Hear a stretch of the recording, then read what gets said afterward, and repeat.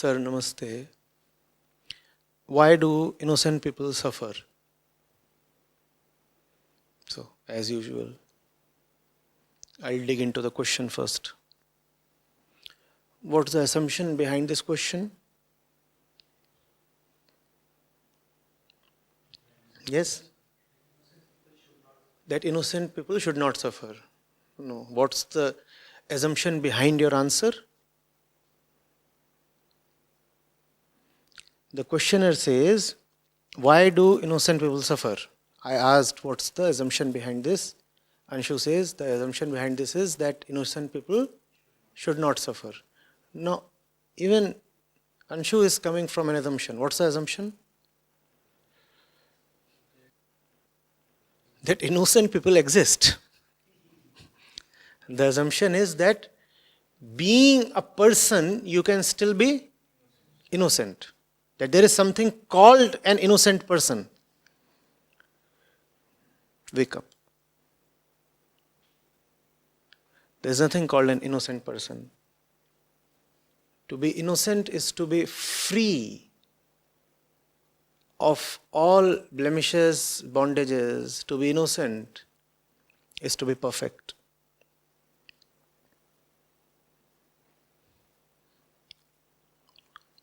There is nothing called an innocent person. And that's why we all have to suffer and we will suffer. The very child that is born is not at all innocent. How can you have an innocent grown-up? Innocence is something very rare and very expensive. Innocence is not something that Prakriti distributes freely. It's just that we use the word innocence in a very loose and casual way. So our language tricks us into believing as if innocence is something common and widespread and usual. It is not. There is nobody innocent here.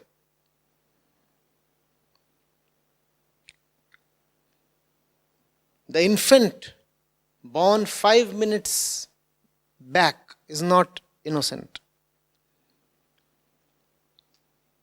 The fetus in the womb, even that is not innocent.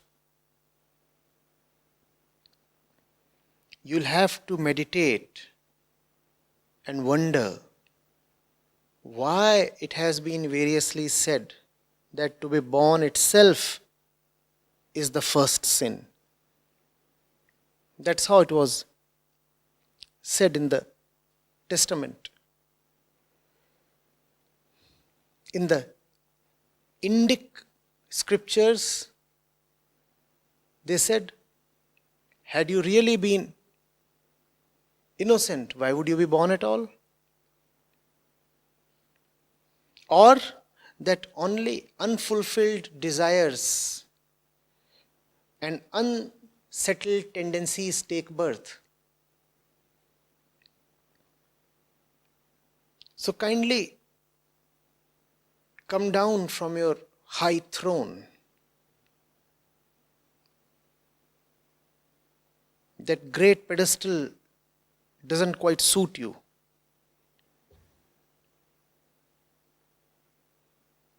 Just the fact of your birth, just the act of being born implicates you. You are not innocent. And 1 in a million person manages to earn innocence in the course of his great, beautiful and extraordinary life. Only 1 in a million person. Others are born guilty and die loaded with as much guilt or several million times more guilt as they were born with.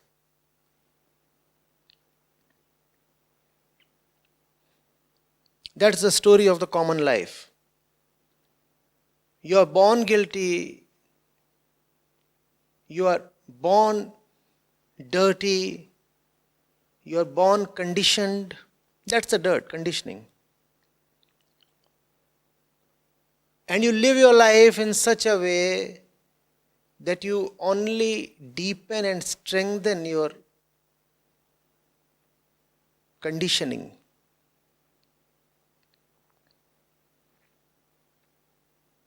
Most people do not even realize what is it to take birth and why they live at all. They just go about the business of living as if it is a given, as if it is something to be taken for granted. That's what the whole culture is about. Culture and conditioning, aren't they quite the same?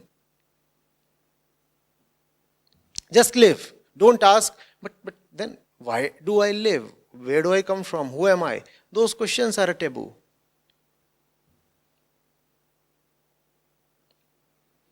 You're not to ask those things. Just continue living. And when you continue living in such ignorance, then all that you do, all that you live for, is just a long shadow of that ignorance. Your entire life is nothing but that same ignorance playing out in 1,000 ways. And you are so captured by false identities and language and names and daily affairs that it doesn't even occur to you that some important question needs to be asked, some important answer is missing. You just play the game as if the game is real.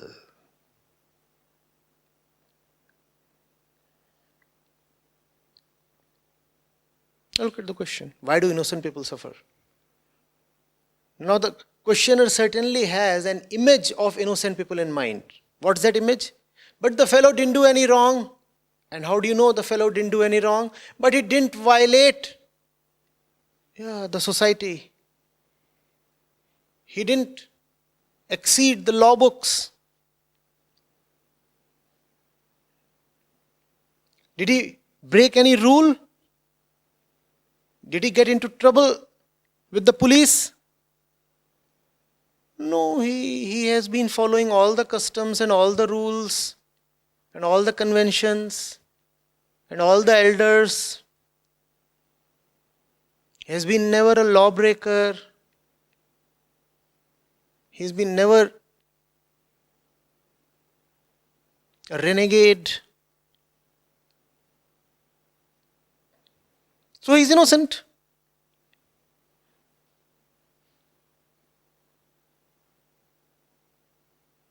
He's never even killed a fly. And he's so sweet.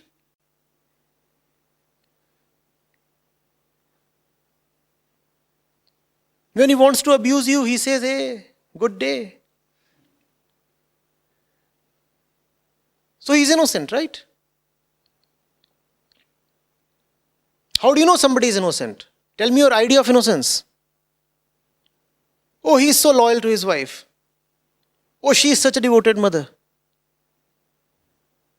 She has never seen the face of any fourth person ever. 2 kids and the husband. If you bring a fourth person to her, she'll shout, alien, alien. She's so innocent.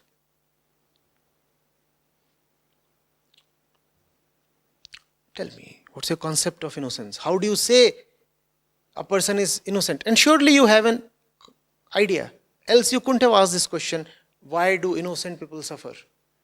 And this is such an oft-repeated question. In theology, this is called the problem of suffering. The problem of suffering is this.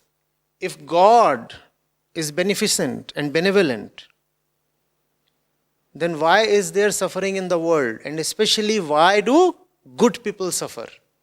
In theology, that's a very central problem. That on one hand we say, oh, God the compassionate one, God the merciful. And on the other hand, we are suffering and even the good ones are suffering. And behind that grand problem which people are unable to solve and all the priests and popes are breaking their head at it, lies this basic and dirty assumption that there is something called an innocent person. There is nobody called an innocent person. And the ones who did attain to innocence, they didn't quite suffer. Go and ask them, did they suffer? No. The priest is suffering. Christ didn't suffer. You can crucify him, kill him, shred him. He won't suffer. It's simple. There's nothing left to suffer. Of course, there would be a lot of pain. Extreme pain. But that inner suffering, that simply cannot happen. It's almost like a technical thing.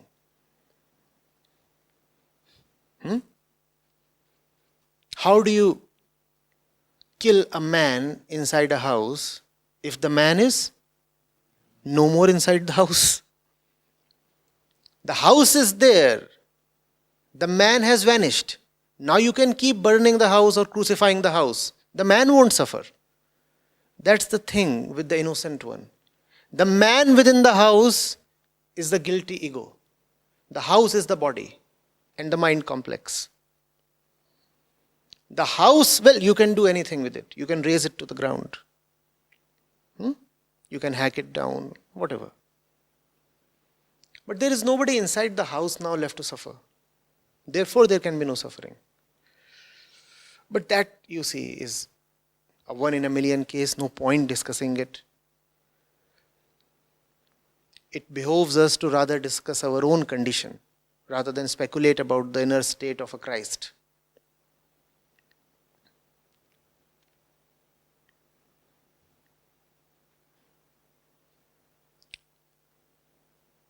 Getting it? So we will suffer. So the question now is, why do we suffer? The question now is, now that we do suffer, what do we do with our suffering? That's a more relevant and useful question. We do suffer, what do we do with our suffering? You can either let your suffering become a stumbling block in the way of your liberation, or you could let your suffering energize you towards your liberation. It depends on you. It's a conscious choice you have to make. Most people let their suffering de-energize them, stop them, engage them, limit them. And then there are others who work even more, who get resolved even more, exactly because they suffer. They let their suffering be their fuel. The more they suffer, the more they know that they love liberation, that they love joy. They don't shy away from suffering. A point comes, they start inviting suffering. They say, come. I want to see what remains of you. I want to see how much power you still hold over me. I'm not running away from you. You are within me. I want you to reveal yourself to me. I want you to do your worst to me. I want to see whether I can survive you. And if I can survive you, I'm going past you. And if I remain scared of you, then you remain happily sitting within me. I don't want that to happen. That's what courage is all about. The willingness to not only tolerate suffering, but actually to inflict suffering upon oneself. Not needlessly, obviously, not senselessly, obviously, knowing fully well that suffering has the power to purge.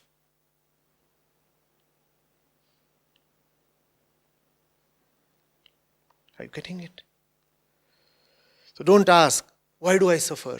Ask, what am I to do with my suffering? Do I beat my chest over it? Do I cry and complain over it? That's one way. Do I devise 1,000 deceitful ways to run away from it? That's another way. Or do I face it, sit with it, talk to it, embrace it, and transcend it?